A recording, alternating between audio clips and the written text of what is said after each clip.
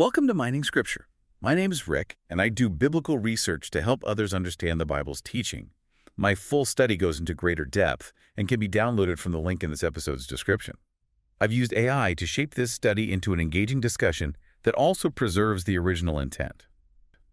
So, I was reading something recently that really caught my attention. It was talking about how in the spring of AD 31, there might have been this heavy dust storm over ancient Jerusalem, and that specific weather event might have actually finalized the exact timeline for the crucifixion of Jesus. Yes, the Khamsin wines. It's a fascinating meteorological factor. Right. And I mean, when I look at the calendar on my wall today, everything is just mathematically fixed years in advance. But when you step into this world of ancient biblical prophecy and, first century timekeeping, it feels like you're suddenly dealing with like the ripening of barley and trying to spot the crescent moon and ancient Persian kings making decrees. It is a completely different paradigm of measuring time. Absolutely. Yeah, and I've really been trying to understand all the implications of Daniel's 70-week prophecy because there seem to be three main dates that scholars toss around for the crucifixion, right? Like AD 30, AD 31, and AD 33. Those are the primary historical contenders, yes. Okay, so I want to focus our time today entirely on exploring what I think is the minority view, the contiguous historicist method. A very rigorous framework. Yeah. Because the people who support this view claim that it's like the only one that truly matches history and astronomy. So I guess my question is, can you explain this to me? Like, can you walk me through the ancient calendars and the raw math to show how this AD 31 timeline actually functions? I certainly can. And I really appreciate the standard you're bringing to this topic. It requires a lot of diligence. So I want to welcome you, the listener, to this deep dive. Today, we are going to take you on a meticulous, step-by-step journey through ancient history. I am so ready for this. We will be looking at Babylonian politics, Persian imperial decrees, the observational calendar of the first century Jews, and even modern astronomical software. But just a brief point of housekeeping before we really jump into the data. Sure. We are not going to have the time in this specific dialogue to examine the AD 33 theory. That framework requires moving the 70th week of Daniel's prophecy far into the future, and it relies on a completely different set of chronological assumptions. Right, which would be a whole separate conversation. Exactly. But if you, the listener, want to explore the details of why that AD 33 theory struggles structurally, you can download the comprehensive notes from the link in the description of this deep dive. Perfect. So we have a very specific mission today. We do. Our goal is to decode the exact timeline of the 490 continuous years in Daniel's prophecy. We're going to prove how history, the biblical text, and actual orbital mechanics lock together flawlessly to pinpoint the exact time of the Messiah. Okay, well, to understand all this math, I feel like I first need to understand the psychological environment of the guy who actually wrote it down. Like, what specifically prompted Daniel to receive this massive 70-week prophecy in the first place? It is a great question. To really grasp Daniel's state of mind, you have to look at the massive geopolitical shift that was happening right outside his window.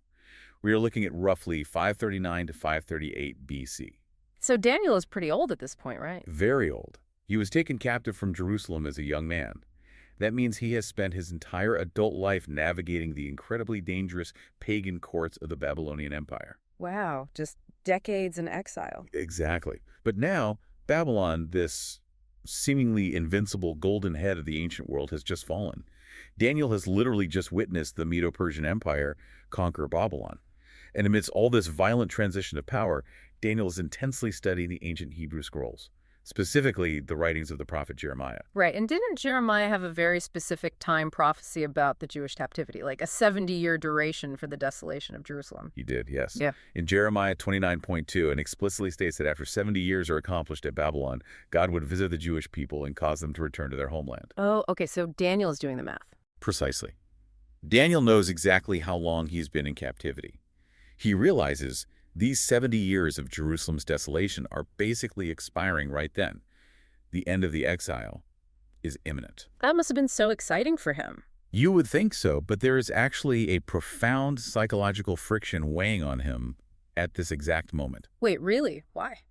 Well, a few years prior to the fall of Babylon, Daniel had received a terrifying, incomprehensible vision.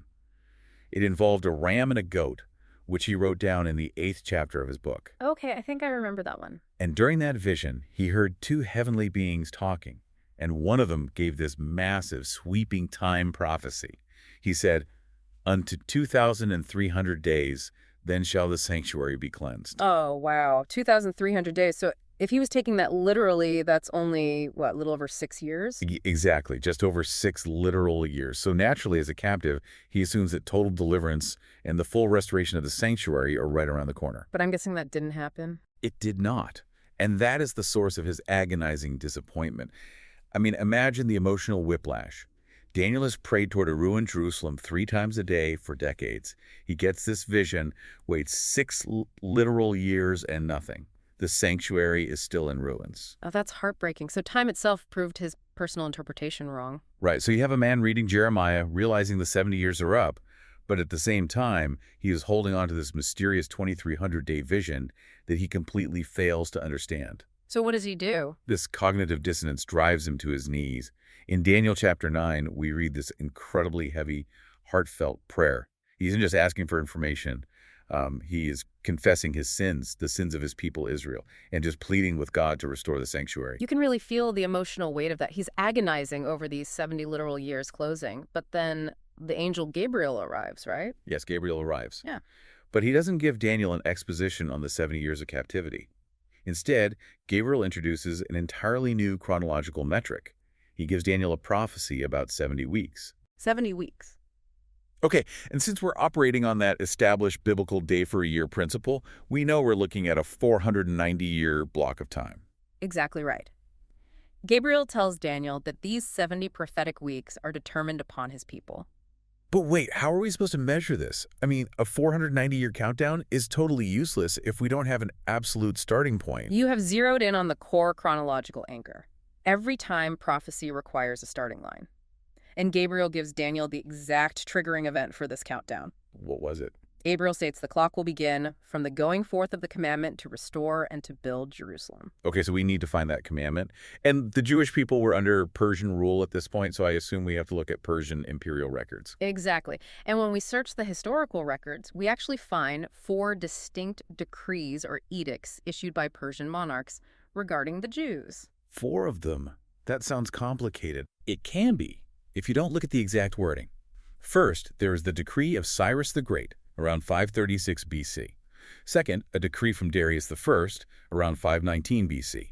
Third, a decree from Artaxerxes Longimanus in his 7th year, which is in Ezra chapter 7. Okay, and the 4th? The 4th involves letters granted by that same Artaxerxes to his cupbearer, Nehemiah, in the king's 20th year. You'll find that in the 2nd chapter of Nehemiah. You know, I frequently see modern commentaries point to that 4th option, the decree to Nehemiah, as the official starting point. But I was reading Nehemiah too, and there doesn't seem to be a formal imperial decree published to the whole empire. That is a very astute observation. Yeah, it just reads more like a royal requisition. Like Artaxerxes gives him letters for safe passage and a letter for timber to build gates and a wall. But a timber requisition doesn't really equate to a constitutional decree to restore a nation's autonomy, does it? So why do people insist on using Nehemiah? Well, proponents of the gap theory utilize the Nehemiah letters because it is literally the only way they can mathematically force the timeline to arrive at an AD 33 crucifixion date. Oh, so they're working backwards to make the math fit. Precisely. But your assessment of the biblical text is highly accurate. Nehemiah received a building permit for a wall and a lumber requisition. He did not receive a royal decree of national restoration. Okay, so if Nehemiah isn't the starting line, which of the other 3 is? We have to look at Gabriel's specific legal criteria to restore and to build Jerusalem. Now, Cyrus commanded the rebuilding of the physical temple structure, and Darius later affirmed and funded that temple. But they didn't restore the city itself as a functioning political entity? No, they didn't. It was the decree of Artaxerxes in his 7th year, the document he handed to Ezra the scribe, that fully satisfied Gabriel's prophecy. I see. So how exactly did the decree given to Ezra change their geopolitical status? Like, what mechanisms of governance did he grant that Cyrus and Darius didn't? The decree in Ezra 7 is actually a masterpiece of imperial delegation. Artaxerxes didn't just offer building materials. He offered the complete restoration of civil, judicial, and religious autonomy. Wow, really? Yes. Yeah. In verses 25 and 26, the Persian monarch explicitly grants Ezra the constitutional power to appoint magistrates and judges over the entire region. So they could govern themselves. Exactly. He gives them the authority to enforce the law of God alongside the law of the king. And most crucially, he grants the newly formed Jewish government the power to execute severe judicial penalties. What kind of penalties? Everything from the confiscation of goods to imprisonment, banishment, and even the death penalty. Oh, wow. And you definitely can't execute the death penalty without sovereign judicial authority. Exactly. That decree is what transformed Jerusalem from a ruined vassal territory back into a self-governing nation. So the process was sequential. Cyrus initiated it, Darius protected it, but Artaxerxes completely finished it. Okay, that makes so much sense. So the 7th year of Artaxerxes is our undeniable starting line. But dating the reigns of ancient Persian kings seems notoriously complex. How do modern historians know the exact calendar year this decree went into effect? The dating rests on highly exhaustive chronological research. In 1953, two prominent archaeology professors, Dr. Siegfried Horn and Dr. Lynn Wood, published a definitive investigation into the chronology of Ezra 7. What kind of sources did they use? They utilized ancient astronomical diaries, Ptolemy's canon, and the Elephantine papyri to cross-verify the timeline. But the biggest hurdle was untangling the complex mechanics of how ancient kingdoms recorded time, specifically a concept called Accession-Year dating. Accession-Year dating. I assume that means a king's reign isn't counted simply from the day he takes the throne. Like it's tied to the cycles of the calendar year somehow. Precisely. In the ancient Persian and Babylonian systems, when a monarch died and a new king took the throne, the remaining months of that current calendar year were designated merely as his accession year. So kind of like a year zero. Yes, exactly like a year zero. The king's official year one did not commence until the start of the next new year, which for the Persians was in the spring. Okay, I follow it. However, Horn and Wood discovered that the Jewish scribes, like Ezra, operated on a fall-to-fall civil calendar.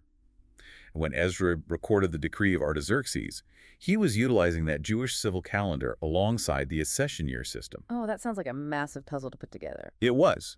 But by harmonizing the Persian astronomical records with the Jewish civil calendar, Horn and Wood conclusively proved that the 7th year of Artaxerxes fell in the year 457 BC. 457 BC. Okay. Furthermore, the biblical text states that Ezra journeyed from Babylon and arrived in Jerusalem in the 5th month. It took time to organize the magistrates, read the decree, and actually implement the new government. Right, bureaucracy takes time. Exactly. Therefore, the decree officially went into effect in the late summer or early fall of 457 BC. Okay, that is amazing. So we have a rock-solid, historically verified anchor, late summer or early fall of 457 BC. Now, Gabriel doesn't just hand Daniel a 490-year block of time and walk away, right? He subdivides the prophecy. He does. The text states there shall be 7 weeks and 62 weeks. So he first sections off a period of 7 prophetic weeks, which translates to 49 literal years. What is the historical purpose of this initial 49-year block? Like, what specific events were supposed to happen between the fall of 457 BC and the end of those 49 years? Gabriel explicitly details those events. He tells Daniel that during these initial 7 weeks, the street shall be built again and the wall, even in troublous times. Okay, so if we started our 457 BC anchor and move forward exactly 49 years, where do we land? We arrive at the year 408 BC. And this specific block of time was dedicated entirely to the arduous physical and administrative reconstruction of Jerusalem. This is the era governed first by Ezra and subsequently by Nehemiah. And what about the troublous times part? Oh, the troublous times are thoroughly documented in the biblical books of Ezra and Nehemiah. You read about intense political sabotage, armed threats from the Samaritans. I mean, the workers were literally holding a trowel in one hand to build and a sword in the other hand to defend themselves. That is so intense. Okay, so the biblical narrative gives us the internal history, but do we have any external, like secular archaeological evidence that backs up this 49-year timeline? How do we know the reconstruction was definitively finalized by 408 BC? We actually have highly specific archaeological proof, and interestingly, it was found far outside the borders of Jerusalem. Really? Where? During the late 19th and early 20th centuries, archaeologists excavated an island in the Nile River in Egypt called Elephantine. An island in Egypt. What does that have to do with Jerusalem? Well, they discovered a massive cache of ancient documents there, now known as the Elephantine papyri. Elephantine was home to a colony of Jewish mercenaries who served the Persian Empire. And because the climate in southern Egypt is incredibly dry, these fragile papyrus documents survived for millennia. Oh, wow. What kind of documents were they? Legal contracts, marriage certificates, and vital administrative letters. And several of these letters are firmly dated to the late 5th century BC, right around our target year of 408 BC. So what mechanism in those letters links back to the political structure of Jerusalem? How do they prove the city's restoration was complete? The proof lies in the recipients of the letters. You see, the Jewish colony in Elephantine had built their own temple, but it was destroyed by local Egyptian priests. In their desperation to rebuild it, they wrote a letter to Jerusalem seeking political and financial assistance. Did they write to Nehemiah? No, they did not. The Elephantine papyri reveal that by 408 BC, the Jews in Egypt were addressing their correspondence to a man named Bagoas, who is explicitly titled the governor of Judea. Oh, so Nehemiah wasn't in charge anymore. Exactly. This provides a stunning historical anchor. It proves conclusively that by 408 BC, Nehemiah, the man uniquely appointed to oversee the rebuilding of the wall during those emergency, troublous times, was no longer in power. The era of emergency reconstruction had concluded. That is fascinating. Furthermore, the fact that these Elephantine Jews were requesting funds to build a temple down in Egypt indicates that the focus of the Jewish diaspora had shifted. The Holy City was finished, its government was stable, and the initial 49-year block of Gabriel's prophecy was fulfilled right on schedule. It's amazing how the geopolitical landscape shifts perfectly in alignment with the math. Okay, so Jerusalem is fully restored by 408 BC. We have successfully counted for the first 7 weeks. Gabriel then introduces the next subdivision, 62 weeks, which is 62 prophetic weeks. Correct. So, using our established day for a year principle, we are looking at a duration of 434 literal years. Yes. If we take our marker of 408 BC and project forward 434 years, where does this math lead us, and what does Gabriel say will happen when we get there? The math here is straightforward, provided we remember one critical rule of historical chronology. That's the rule. When crossing the threshold from BC to AD, there is no year zero. The timeline moves directly from 1 BC to AD 1. Oh, right. Because the Romans didn't have a concept of zero. Exactly. Therefore, if we start in the autumn of 408 BC and add 434 years, factoring out the year zero, we land squarely in the autumn of AD 27. Autumn of AD 27, okay. And Gabriel tells Daniel exactly what this specific date signifies. He states that this vast expanse of time extends unto Messiah the Prince. Unto Messiah. Okay, but this requires a really precise theological distinction, doesn't it? Because the Hebrew word Mashiach, translated as Messiah, literally means the anointed one. That is absolutely correct. So this 434-year countdown isn't pointing to his birth in Bethlehem. It's pointing to the exact historical moment. He officially assumed the title of the anointed one. And biblically speaking, someone becomes a priest or a king officially when they're anointed, right? Precisely. Acts 10.38 explains the mechanics of this, stating that God anointed Jesus of Nazareth with the Holy Ghost and with power. This anointing visibly occurred when the Holy Spirit descended upon him at his baptism in the Jordan River. Okay, but can we anchor the fall of AD 27 historically? Like, do the gospel accounts give us enough data to verify that his baptism actually happened in that specific year? They absolutely do. And the primary chronological anchor is provided by the physician Luke. In Luke 3.1, he establishes a highly specific historical timestamp. He writes that John the Baptist began his public ministry in the 15th year of the reign of Tiberius Caesar. And it was shortly after John began preaching that Jesus came to be baptized. Okay, but wait, this is where I've seen a lot of historical friction. Because if you look at standard Roman records, Augustus Caesar died in August of AD 14, right? That is correct. So if Tiberius became the sole emperor at that moment, calculating his 15th year would land us in AD 29. That's 2 years too late for our AD 27 target. How do historians reconcile Luke's 15th year with that Roman transition? That perceived discrepancy is one of the most common stumbling blocks. But the resolution lies in understanding the mechanics of Roman imperial governance, specifically the concept of co-regency. Co-regency, like sharing the throne. Exactly. The historian Edward Gibbon, along with ancient sources, details the twilight of Augustus Caesar's reign. Augustus was aging, his health was failing, and he needed to secure the succession.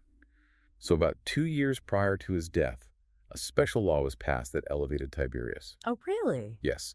The Roman historian Suetonius recorded that a law was enacted allowing Tiberius to govern the provinces jointly with Augustus and to take the census with him. Another Roman historian, Velius Paterculus, wrote that the Roman Senate decreed Tiberius should have, in all the provinces and armies, a power equal to his own. Wow. This elevation granted Tiberius supreme administrative power, meius imperium, over all the provincial territories. Okay, I think I see the mechanism at play here. Judea wasn't part of the Italian peninsula. It was a Roman province. So Luke, who is writing from a provincial perspective, would naturally calculate the reign of Tiberius from the exact moment Tiberius possessed supreme authority over those provinces. Like, he wouldn't care about the senatorial formalities back in Rome when Augustus finally died. He only cared about who had the power to levy taxes and command armies in his own region. Your synthesis of that political reality is completely accurate. The provincial co-regency of Tiberius officially began in late AD 12. So if we count forward 15 years from AD 12, we arrive precisely at AD 27. That is brilliant. But Luke provides yet another vital chronological anchor. In Luke 3.23, he notes that at the time of his baptism, Jesus himself began to be about 30 years of age. Okay, so if Jesus was about 30 in the fall of AD 27, we have to reverse engineer the timeline to figure out his birth year. And I know the dating of the Nativity is this notoriously complex historical puzzle. This is deeply debated, yes. So if we subtract 30 years from AD 27 again, remembering to skip the non-existent year 0, we land in either 5 BC or 4 BC. How does the biblical narrative of his birth align with the historical records, specifically concerning the reign of King Herod? The Gospel of Matthew explicitly states that Jesus was born in the days of Herod the king. Matthew also records that Herod, in his intense paranoia, ordered the slaughter of all male infants in Bethlehem who were 2 years old and under. Right. So Jesus had to be born prior to the death of Herod. Undeniably. And determining the exact year of Herod's death has been the subject of intense scholarly debate for centuries. The historical consensus, which is heavily influenced by the first-century Jewish historian Josephus, generally places Herod's death in the early spring of 4 BC. And didn't that happen shortly after an eclipse? Yes, shortly after a partial lunar eclipse that occurred on March 13th of 4 BC. Okay, so if we accept the consensus that Herod died in the spring of 4 BC, that restricts the birth of Jesus to either 5 BC or 4 BC. But wait, the traditional celebration of Christmas places the Nativity in late December. Does a winter birth actually survive scrutiny when we look at the agriculture and weather of first-century Judea? It does not survive scrutiny at all. A December birth is agriculturally impossible based on the text of Luke 2. Why is that? The text states that shepherds were abiding in the field, keeping watch over their flock by night. But the winter months in the Judean hill country surrounding Bethlehem are bitterly cold. They're characterized by heavy freezing rains and occasionally even snow. So they wouldn't be outside? No. Ancient Jewish sources, including the Talmud, confirm that shepherds brought their flocks into protective shelters by late October and did not return them to the open fields until the spring Passover season. Oh, wow. So the fact that the shepherds were out in the fields demands a time frame between spring and early autumn. That totally makes sense. Furthermore, if we track the priestly rotation of the course of Abijah, which John the Baptist's father Zechariah belonged to, we can actually calculate the likely time of John's conception. Oh, really? What does the math show? The math strongly indicates John was born in the spring. And because the Gospel of Luke specifies that Jesus was exactly 6 months younger than John, projecting 6 months forward from a spring birth lands us directly in the month of September. Okay. A September birth aligns flawlessly with the agricultural data. So if Jesus was born in September of 5 BC, what is his exact age when he steps into the Jordan River in the fall of AD 27? If he was born in September of 5 BC, he would be exactly 30 years and 11 months old at the time of his baptism in August or September of AD 27. And what if he was born in 4 BC? If we calculate from a September birth in 4 BC, he would be 29 years and 11 months old. Both of these calculations perfectly satisfy Luke's description that he was about 30 years of age. Okay, so both years satisfy the age requirement, but we have to account for the logistics of the Nativity narrative, right? Like the arrival of the Magi, the flight to Egypt, Herod's descent into madness that all involves immense travel time. Which birth year 5 BC or 4 BC provides a more rational framework for all of those events? This is where we must examine the minority view regarding the death of Herod the Great, because it makes significantly more logistical sense of the biblical narrative. If we adhere to the consensus view that Jesus was born in September of 5 BC and Herod died following that lunar eclipse in March of 4 BC, we are forced to compress an enormous sequence of events into a window of approximately 6 months. Wait, let me map out the logistics of that 6-month window to see if it holds up. Within roughly 180 days, the Magi observe the astronomical sign, organize a massive caravan, and travel from the east, likely Parthia or Babylon, which requires months of harsh desert travel. Correct. Then they arrive in Jerusalem, get an audience with a deeply paranoid King Herod, travel down to Bethlehem, present their gifts, and get a divine warning in a dream not to return to Herod. A lot of movement. And simultaneously, Joseph gets his own dream, packs up his family, and embarks on this long, dangerous flight to Egypt.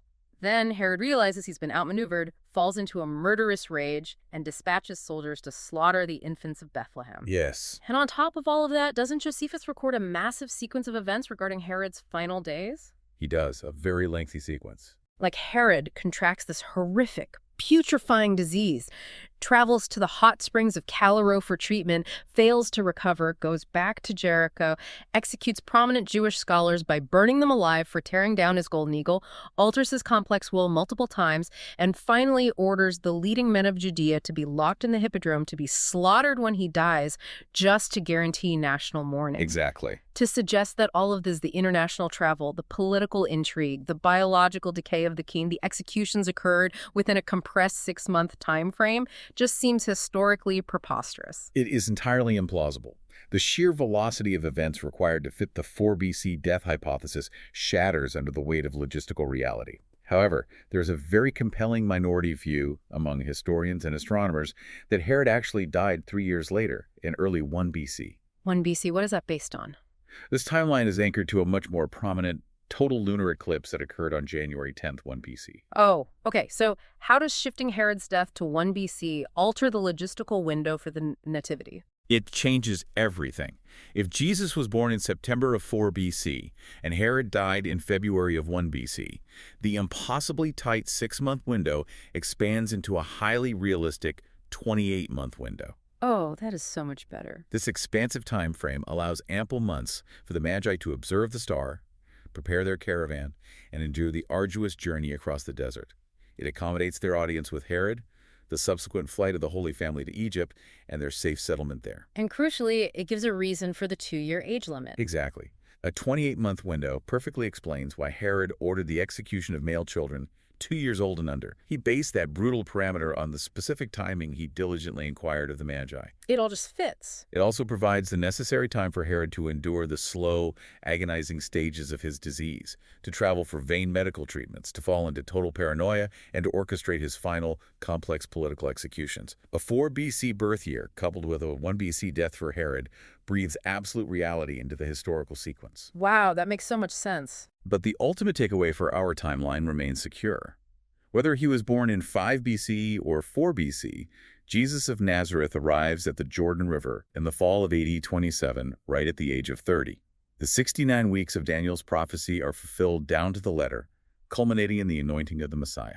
The precision is just staggering. So the 69 weeks flawlessly deliver us to AD 27. The Messiah has officially arrived.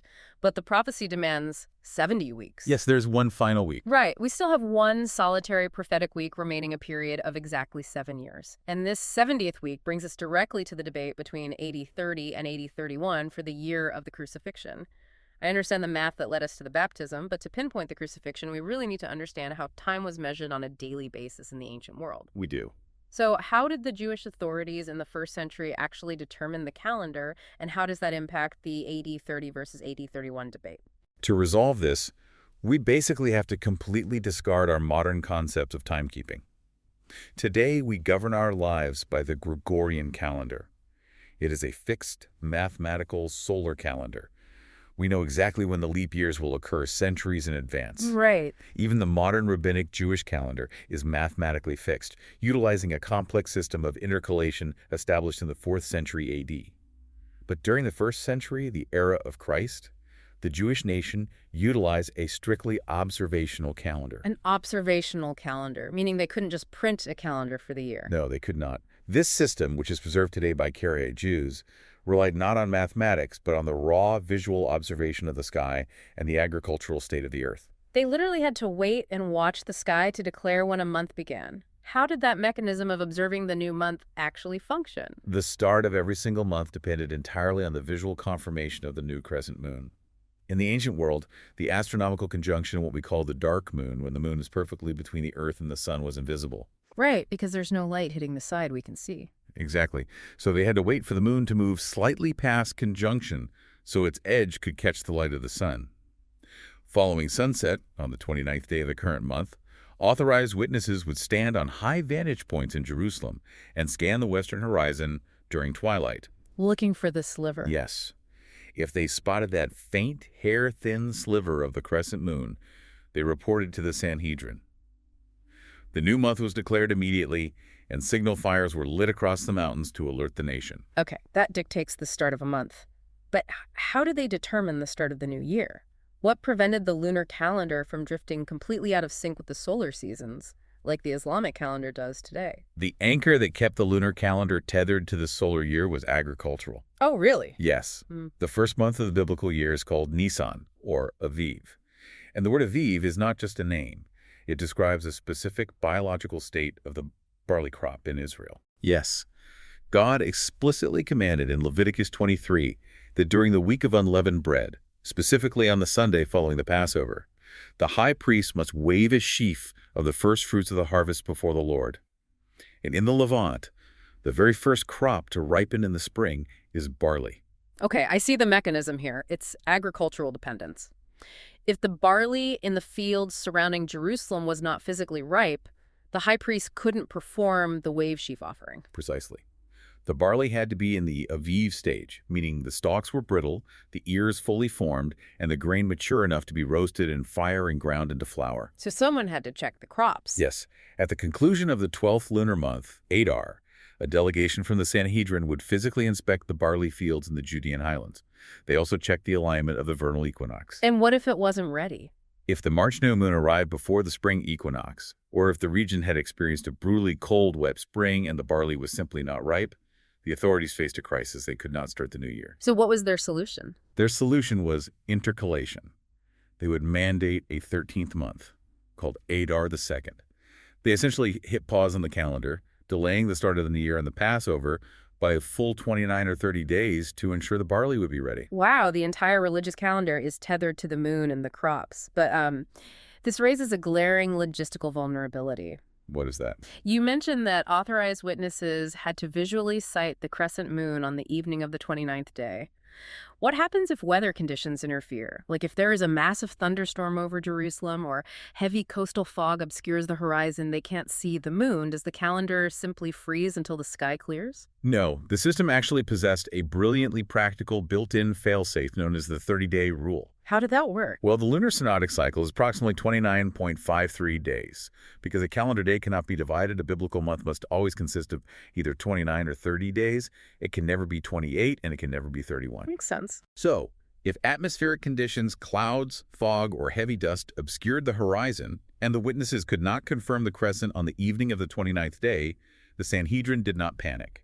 By default, the old month automatically extended to a full 30 days. Ooh. The new month would then officially commence at the next sunset, automatically, without requiring any further visual sighting. That is so smart. The 30-day fallback rule, if you can't see it on day 29, day 30 is guaranteed, and the new month just starts the following night. Exactly. So this is the crucial mechanism we need to apply to the crucifixion dates.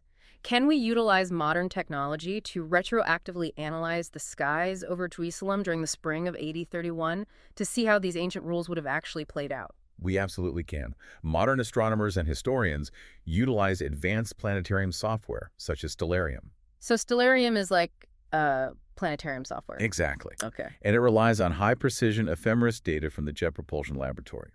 We can rewind the orbital mechanics and simulate the exact conditions over Jerusalem in the spring of AD 31. And what happens when we do that? When we run the data for AD 31, we find that the astronomical conjunction, the dark moon, occurred around 2:00 p.m. on Tuesday, April 10th.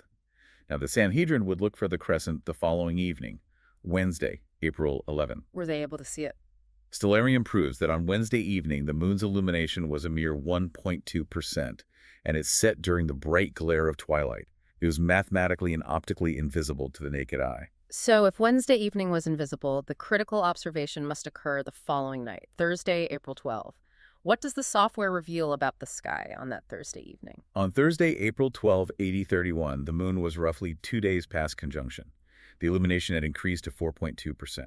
Under perfect, crystal-clear atmospheric conditions, a crescent of that magnitude could theoretically be sighted by trained observers. Okay, and if it was sighted and confirmed on Thursday evening, the first day of the new month, Nisan 1, would begin at that sunset. Correct. But wait, If we count forward 14 days from Thursday, as commanded in Exodus, the Passover Nisan 14 would fall on Thursday, April 26. Yes, mathematically it would. But that creates a massive theological and historical contradiction. All four gospel narratives are completely unified in their testimony that Jesus Christ was crucified on the preparation day, which is definitively Friday, the day right before the weekly Saturday Sabbath.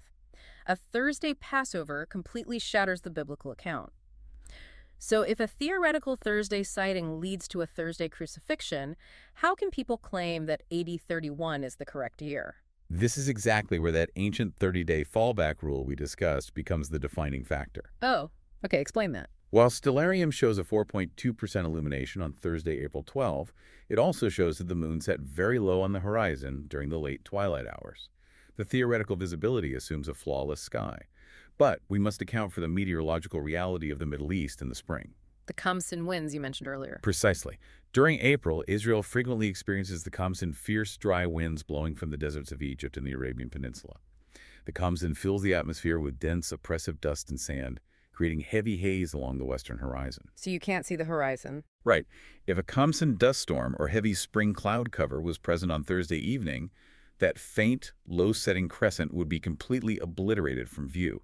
The witnesses would see nothing. And because they saw nothing on the 29th day of the month, the strict Karaite rule automatically activated. Exactly. The month defaulted to a full 30 days. The start of the new year, Nisan 1, was automatically pushed forward to the following sunset. Friday, April 13th. Wow. Let me trace the math based on that delayed sighting. If the 30-day rule pushes the beginning of Nisan 1 to Friday evening, April 13, we must then count forward exactly 14 days. Yes. Counting forward 14 days means that Nisan 14, the Passover, the specific day the Paschal lambs are slaughtered, would begin at sunset on Thursday evening, April 26, and extend through the daylight hours of Friday, April 27. That is the exact mathematical alignment. Jesus Christ, the true and atypical Passover lamb, was crucified and died at 3:00 p.m. on Friday, April 27, AD 31. He rested in the tomb during the high Sabbath of Saturday, April 28. And he burst forth from the grave as the first fruits of the resurrection on Sunday, April 29. That is incredible. Furthermore, by the end of April, the barley crops in the Judean highlands are robustly mature, perfectly ripe for the high priest to wave the sheaf on that exact Sunday morning. Yeah. Every single element, astronomical data, Karaite calendar rules, agricultural realities, and the gospel accounts locks together flawlessly in AD 31. The synchronization of the dust storm, the calendar rule, and the Friday crucifixion is just mind-blowing.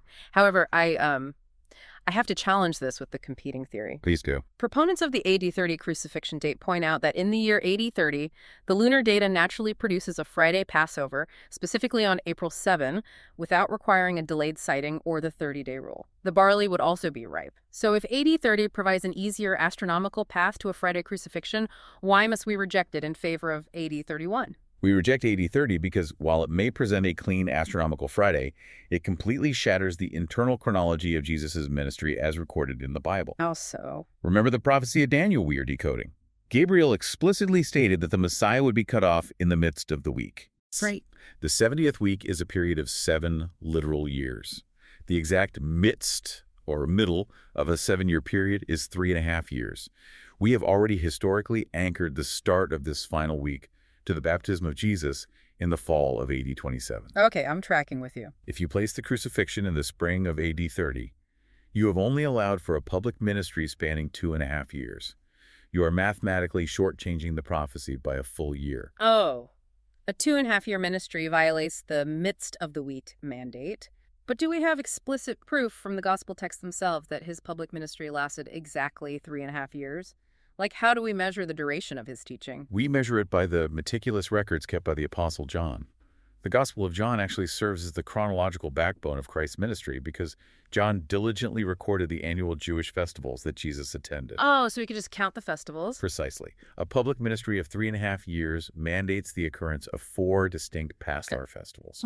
And John explicitly records these 4 Passovers. Where are they? The first is found in John 2.13. Occurring in the spring of AD 28, when Jesus aggressively cleansed the temple courts. The second is referenced in John 5.1 as an unnamed feast of the Jews, universally understood by contextual chronology to be the Passover in the spring of AD 29. Okay, that's 2. The third is explicitly named in John 6.4, right before the feeding of the 5,000 in the spring of AD 30. And the fourth and final Passover is recorded in John 11.55, occurring in the spring of AD 31, where he is betrayed and crucified. Wow. So from the first Passover in AD 28 to the final Passover in AD 31 is exactly 3 full years. If we add the initial 6 months from his fall baptism in AD 27 to that first spring Passover, the total duration is precisely 3.5 years. Exactly. An AD 30 crucifixion forces scholars to just aggressively compress the biblical text. They either have to explain away one of the explicitly recorded Passovers in John's Gospel, or arbitrarily detach the start of the 69 weeks from that verified 457 BC decree. It creates a theological mess. Yeah. Only the AD 31 date preserves the integrity of the gospel records, respects the astronomical boundaries of the Karaite calendar, and places the cross perfectly in the geometric center of Daniel's 70th week. That is the immovable strength of the contiguous historicist method. Mm. Now, having firmly established the date of the cross, we really must examine the specific theological events of that final week. Yes, let's do that. Daniel 9.27 states, "And he shall confirm the covenant with many for 1 week. And in the midst of the week he shall cause the sacrifice and the oblation to cease." Now, this specific verse is the epicenter of massive theological controversy. A vast majority of modern commentaries claim that the pronoun he, in verse 27, refers to a future, malevolent Antichrist who will forge some deceptive 7-year peace treaty with the modern nation of Israel during the end times. How does our framework interpret this figure, and what evidence actually dispels the Antichrist gap theory? I will state this with absolute clarity. Injecting a future Antichrist into Daniel 9.27 is a severe theological distortion. It violently ruptures the structural continuity of the entire prophecy. How does it do that? Well, the gap theory takes the 70th week, amputates it from the previous 69 weeks, and hurls it thousands of years into the future. But if we simply allow the text to dictate its own meaning, the subject of verse 27 is clearly a continuation of the subject in verse 26. Who is the subject in verse 26? It is explicitly Messiah the Prince. According to the basic rules of Hebrew grammar, the antecedent for the pronoun he in verse 27 must be the primary subject of the preceding sentence, and that is the Messiah. Okay, that makes grammatical sense. Furthermore, we must analyze the word covenant. The Antichrist gap theory requires this to be a nefarious, deceptive political treaty. But if you survey the entire book of Daniel, every single mention of a covenant is overwhelmingly holy. Really? Every mention? Yes. Daniel 9.4 speaks of the Lord keeping his covenant. Daniel 11 references the Holy Covenant repeatedly.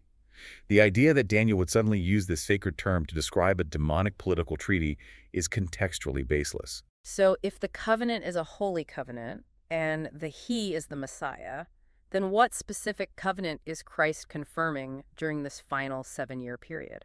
He is confirming the ultimate new covenant. In Jeremiah 31, God prophetically promised a new covenant where he would write his law directly upon the hearts of his people and remember their iniquity no more. Right. But in biblical theology, a covenant cannot be ratified by mere words. It must be confirmed by the shedding of blood. When Jesus instituted the Last Supper, he lifted the cup and declared, "This is my blood of the New Testament," or New Covenant, which is shed for many. Notice the precision of his language. He used the exact vocabulary from Daniel's prophecy. Daniel prophesied that he would confirm the covenant with many, and Jesus declares his blood is shed for many. The linguistic parallel is undeniable. Christ ratified the new covenant with his own blood on the cross. But if we entertain the gap theory for a moment and fling the 70th week into the distant future, what actually happens to the crucifixion of Jesus Christ within the framework of Daniel's timeline? You have identified the most catastrophic flaw of the gap theory. If you violently detach the 70th week and move it to the end of the world, the crucifixion of Jesus Christ falls completely outside the parameters of the 70-week prophecy. Wait, it completely removes the cross. Completely. The death of the Son of God is relegated to an unmapped, parenthetical void suspended somewhere between the 69th and 70th week. That concept is just logically and theologically unthinkable. How could Daniel 9, which is widely considered the most profound and explicitly messianic prophecy in the entire Hebrew Bible, completely exclude the most pivotal event in the history of the cosmos? It is inconceivable. The stated purpose of the 70 weeks, outlined clearly in verse 24, is to finish the transgression, and to make an end of sins, and to make reconciliation for iniquity, and to bring in everlasting righteousness. No human diplomat or future Antichrist could accomplish that. Exactly. Only Jesus Christ accomplished that, specifically through his death on the cross. We can firmly prove this by cross-referencing Daniel 9 with Isaiah 53, the famous prophecy of the suffering servant. How do they connect? Both passages utilize the exact same complex Hebrew theological concepts. Daniel prophesies the Messiah will be cut off, but not for himself. Isaiah 53 states, "He was cut off out of the land of the living. For the transgression of my people was he stricken." Oh, wow. Daniel states the purpose of the timeline is to make an end of sins and iniquity. Isaiah states the servant shall bear their iniquities and make his soul an offering for sin. The theological DNA of both prophecies is identical. Therefore, Christ is undeniably the He who causes the sacrifice to cease in the midst of the week. Yes. And the mechanism of that cessation is profoundly physical, isn't it? Like when he died on the cross in AD 31, the heavy veil of the temple in Jerusalem was miraculously torn in two from top to bottom. The true antitypical lamb had been slain. There was no longer any theological validity to the slaughter of animal sacrifices. Perfectly stated. As the book of Hebrews says, he offered one sacrifice for sins forever. He decisively terminated the sacrificial system precisely in the middle of that 70th week. Okay, but I must ask for clarification regarding the violent destruction mentioned in the prophecy. Go ahead. Verse 26 states, "The people of the prince that shall come shall destroy the city and the sanctuary." If the prince is Christ, does the prophecy imply that the Jewish people destroyed their own city? Because secular history definitively records that the Roman legions under General Titus burned Jerusalem to the ground in AD 70. This specific phrase reveals a profound, recurring biblical theology regarding cause and effect. Yes, from a strictly militaristic perspective, the Roman legions swung the swords and hurled the torches. But who provoked the withdrawal of divine protection that allowed the Romans to succeed? To understand this mechanism, we must look backward to the destruction of the first temple by the Babylonian Empire. In 2 Chronicles 36, the text explicitly states that God repeatedly sent compassionate messengers to his people, but they mocked the messengers, despised his words, and misused his prophets, until the wrath of the Lord arose against his people and there was no remedy. The text then says, "Therefore he brought upon them the king of the Chaldees, who slew their young men with the sword." That establishes a really clear theological precedent. Babylon was merely the instrument of judgment, but the rebellion of Israel was the actual catalyst that pulled the trigger on their own destruction. Exactly. The iniquity of the nation dissolved the protective barrier of God, resulting in the ruin of their own city. Now, fast forward to the first century. Jesus wept over Jerusalem, mourning that they did not know the time of thy visitation. Right, he predicted the destruction. Through multiple parables, Jesus warned the Jewish leadership that because they violently rejected the messengers of heaven and ultimately conspired to murder the son of the king would inevitably send his armies to destroy those murderers and burn their city. So by officially rejecting the Messiah, the Jewish leadership fundamentally removed their nation from divine protection. Yes. They brought the Roman destruction upon their own heads. Therefore, the people of the prince, meaning the Jewish nation, who were covenantally meant to be the Messiah's people, ultimately caused the desolation of their own city and sanctuary through their tragic rejection of the Prince of Peace. The spiritual weight of their rejection manifesting in total physical annihilation is a very sobering reality. So we have firmly established that Christ was cut off on the cross in the spring of AD 31. Perfectly situated in the middle of the 70th week. But a prophetic week consists of 7 full years. That does. If he died after 3.5 years, there is still a remaining block of 3.5 years to account for. What historical events occupy the remainder of the 70th week, and how does the 490-year prophecy officially conclude? To find the conclusion, we simply complete the mathematical equation. We establish the 70th week began in the fall of AD 27 at the baptism of Christ. If we add 7 full years to that date, the timeline terminates in the fall of AD 34. But what specific event occurred in the fall of AD 34? Jesus had already resurrected and ascended to heaven 3.5 years prior. What happens on earth to fulfill the prophecy? We must recall Gabriel's opening parameter. 70 weeks are determined upon thy people. The entire 490-year block was a probationary period granted exclusively to the Jewish nation and their holy city. Okay. For 3.5 years following the crucifixion, the apostles adhered strictly to this mandate. The gospel was preached exclusively to the Jews in Jerusalem and the surrounding regions, fulfilling the promise to confirm the covenant with many for 1 week. But something changed in AD 34. In AD 34, a monumental, irreversible shift occurred in the geopolitical and spiritual landscape. The Jewish High Council, the Sanhedrin, officially and violently finalized their rejection of the gospel message by orchestrating the trial and stoning of Stephen. Stephen, the highly anointed deacon who became the first Christian martyr. Yes. Stephen stood before the Sanhedrin and delivered a blistering, spirit-filled defense, summarizing their entire history of rebellion and culminating in the devastating accusation that they had become the betrayers and murderers of the Just One. And they stoned him for it. As the enraged mob stoned him, Stephen looked up into heaven and declared he saw the Son of Man standing at the right hand of God. This violent event in AD 74 marked the definitive close of probation for the Jewish nation as God's exclusive, chosen conduit of truth. So that was the turning point. Immediately following the murder of Stephen, a great persecution erupted against the church in Jerusalem. The believers were forcefully scattered abroad, and the gospel was officially taken to the Gentiles. The exclusive 490-year probationary period had ended. The theological transition from the Jews to the Gentiles makes perfect sense, but how can we prove chronologically that the stoning of Stephen actually occurred in the year AD 34? I mean, the narrative in the book of Acts doesn't provide explicit calendar dates. No, it doesn't. But we can prove it by meticulously tracing the chronological footsteps of the Apostle Paul. Okay, how does Paul fit into this? Remember, Paul, who was then known as the Pharisee Saul of Tarsus, was standing right there at the execution of Stephen, officially consenting to his death and holding the coats of the witnesses. Oh, right.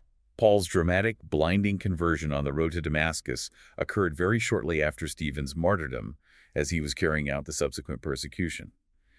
Now, in the first and second chapters of the book of Galatians, Paul provides a highly specific autobiographical timeline of his movements following his conversion. What does he say? He explicitly states that he did not go up to Jerusalem until 3 years after his conversion. He then states that he went up to Jerusalem again 14 years later. Okay, so if we synthesize Paul's own numbers, 3 years plus 14 years equals a span of 17 years. Correct. 17 years elapsed from his conversion to that second Jerusalem visit. Now, shortly after that specific visit, Paul embarked on his second missionary journey, which brought him to the city of Corinth. And in the 18th chapter of Acts, the text records a very specific political detail.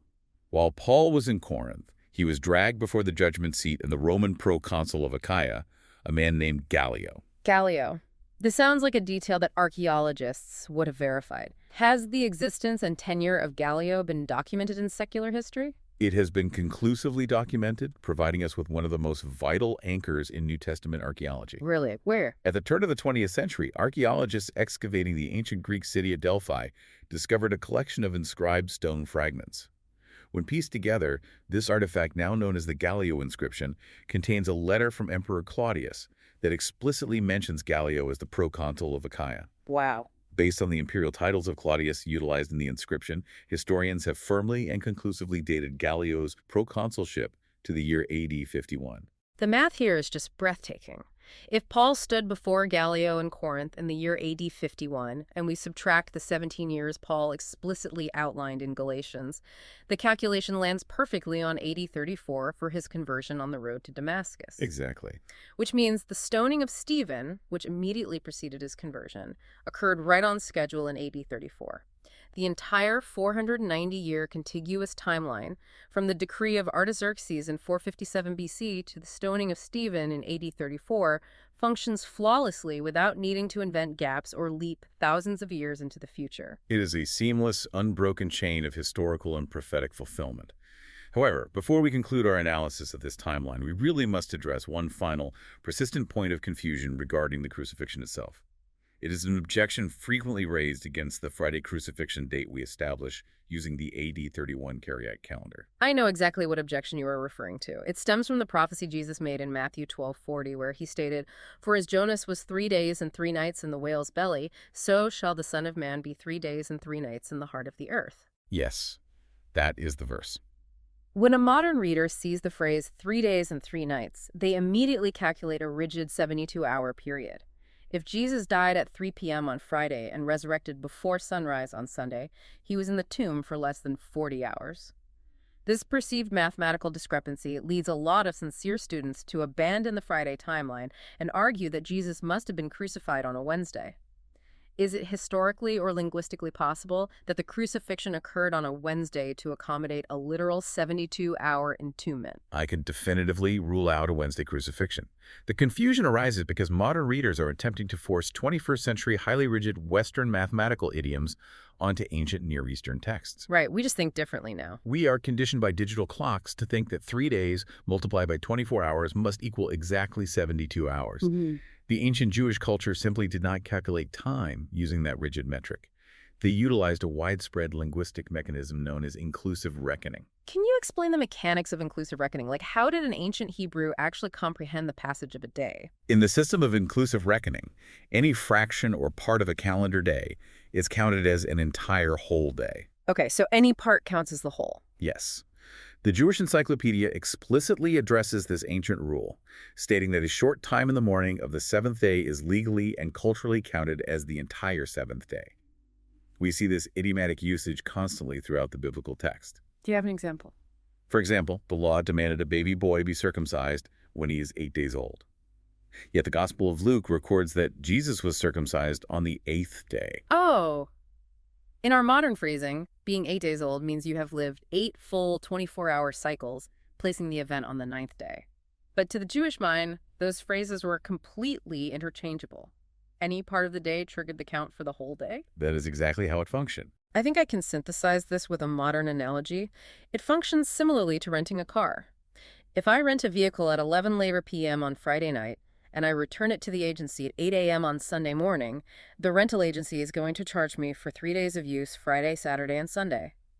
I possess the car for less than 36 total hours, but because my usage touched 3 separate calendar days, the toll is paid for 3 days. The calendar boundaries were crossed. That is an excellent and highly accurate analogy. The crossing of the calendar boundary triggers the count. But proponents of the Wednesday theory often argue that while inclusive reckoning might apply to days, the specific addition of the phrase 3 nights demands a literal 72-hour block. Right, because he specifically said nights. However, does the biblical text provide an example of inclusive reckoning that specifically incorporates the phrase nights without meaning 72 hours? Does it? Where do we find that specific linguistic precedent in the Old Testament? We find a perfect parallel in the book of Esther. When the Jewish people in the Persian Empire were facing total annihilation, Queen Esther sent a message to her uncle Mordecai, instructing him to gather the Jews in Shushan and fast for her. I remember that story. For specific instructions in Esther 4.5 trends were, neither eat nor drink 3 days, night or day. That is an explicit demand for 3 days and 3 nights of fasting. She then states, and so will I go in unto the king. Okay. But notice carefully what happens next. In the very next verse, Esther 5.1, the text records, now it came to pass on the 3rd day that Esther put on her royal apparel and stood in the inner court of the king's house. Oh, that exposes the idiom perfectly. If Esther and the Jews had fasted for 3 full days and 3 full nights, a rigid 72 hours, the earliest she could have possibly approached the king would be on the 4th day, but the text explicitly states she approached the king on the 3rd day. Precisely. Therefore, the phrase 3 days and 3 nights was an established ancient idiom meaning an interval of time that simply touched 3 consecutive separate calendar days. The idiom is undeniable. Applying this to the AD 31 timeline, Jesus died late Friday afternoon. That partial day counts as day 1. He rested in the tomb throughout the entire Sabbath of Saturday. That is day 2. He resurrected early Sunday morning. That partial day counts as day 3. He was resurrected on the 3rd day, perfectly fulfilling the idiom. Yes. Furthermore, attempting to source a Wednesday crucifixion creates a bizarre, almost comical logistical nightmare regarding the women purchasing burial spices. How does a Wednesday crucifixion disrupt the logistics of the burial spices? Well, the Gospel of Mark 16.1 states that the women bought sweet spices after the Sabbath was passed. Proponents of the Wednesday theory argue there were 2 distinct Sabbaths that week, the annual ceremonial Passover Sabbath on Thursday and the regular weekly Sabbath on Saturday. Okay, I follow their logic so far. To force their timeline, they claim the women bought and prepared the spices on Friday, the working day wedged between the 2 Sabbaths. But if the women bought and prepared the spices on Friday, why in the world would they wait until Sunday morning to apply them to the body? The weekly Sabbath did not begin until sundown on Friday. Anointing a dead body was an act of mercy, not considered servile work. They possessed ample time to anoint him on Friday. You have identified the fatal logical flaw in their theory. According to the Wednesday timeline, The women bizarrely purchased the spices on Friday, sat on them all day, rested on Saturday, and finally arrived at the tomb early Sunday morning, a staggering 80 hours after Jesus had died. Ew, so they'd be waiting 80 hours. Right. By that time, in the heat of the Middle East, the biological reality is that the body would have been in a state of severe putrefying decay. Applying spices after 80 hours makes absolutely no logical or cultural sense. If the Wednesday theory collapses under logistical scrutiny, how do we correctly harmonize the sequence of the spice buying if he died on Friday? Because there appears to be a slight tension in the texts. Luke 23 states they prepared spices and then rested on the Sabbath, but Mark 16 states they bought spices after the Sabbath was passed. The tension vanishes, and perfect harmony emerges when you realize the sheer lack of time they faced on Friday afternoon, making it a necessary two-step process. Oh, a two-step process. How? Jesus died at 3 p.m. The process of requesting the body from Pilate, taking it down from the cross, and transporting it to the tomb took hours. The sunset, the beginning of the Sabbath, was rapidly approaching. So they were out of time. Exactly. Luke indicates that the women rushed home and prepared whatever spices they already had on hand in their homes on Friday afternoon, just before the sun went down. But they did not have enough supplies to complete a proper royal burial. They were forced to stop because the Sabbath began. So they rested all day Saturday according to the commandment. Yes. Once the Sabbath officially ended at sundown on Saturday night, Mark tells us they immediately went out to the merchants in the city, bought the remaining spices they lacked, and then journeyed to the tomb very early Sunday morning to finish the job. That sequence functions perfectly within the practical realities of a Friday crucifixion and the constraints of the Sabbath hours. It honors every word of both Mark and Luke without requiring a rotting 80-hour corpse. It is the only sequence that aligns the texts with reality. Now, to you, the listener, if you desire a much more granular, hour-by-hour analysis of the Wednesday crucifixion theory and a deeper exploration of its inherent chronological and biological flaws, I highly recommend you listen to our specific deep dive called Christ's Last Week, Last Supper to Resurrection.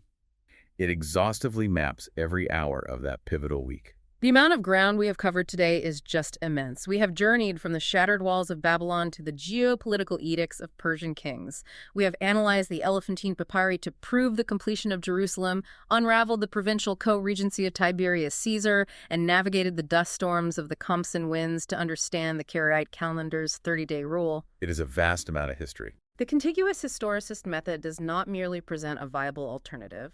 It presents a seamlessly integrated, unbroken, 490-year chain of historical and astronomical evidence. It profoundly vindicates the absolute precision of biblical prophecy, demonstrating that when the text establishes a timeline, it aligns with reality down to the exact season and day. It truly stands as the ultimate historical proof of divine foreknowledge. But as we conclude our meticulous journey through this specific timeline, I want to leave you, the listener, with a profound, lingering question to explore on your own. Ooh, what is it? We established in our opening analysis that Gabriel explicitly told Daniel these 70 weeks, these 490 years, were determined, a Hebrew word that literally means cut off for the Jewish people. But what massive block of time were they cut off from? Right, from the 2,300 days. Exactly. They were cut off from the beginning of the incomprehensible 2,300-day vision that had caused Daniel such immense psychological agony. The 490 years were merely the first, smaller segment amputated from the front of the larger 2,300-year prophecy. So they share a starting point. Because they are part of the same prophetic sequence, both timelines shared the exact same historical starting point. The decree of Artaxerxes to restore and build Jerusalem, which we conclusively anchored to the fall of 457 BC. Wow, okay. So here's my final provocative thought for you to carefully consider.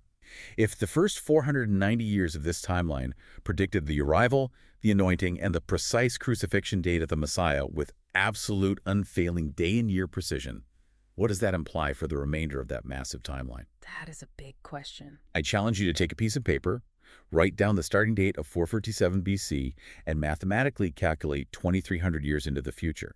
Remember the rule we established. There is no year zero when crossing from BC to AD. If you do the math correctly, you will arrive at the year 1844. The ancient prophecy of Daniel 8 declares, "Then shall the sanctuary be cleansed." I invite you to deeply explore what the phrase cleansing of the sanctuary means for our modern era. Because if the initial segment of this prophecy was executed with such staggering historical and astronomical exactness, you can be absolutely certain that the culmination of the timeline is just as real and just as vital for us today.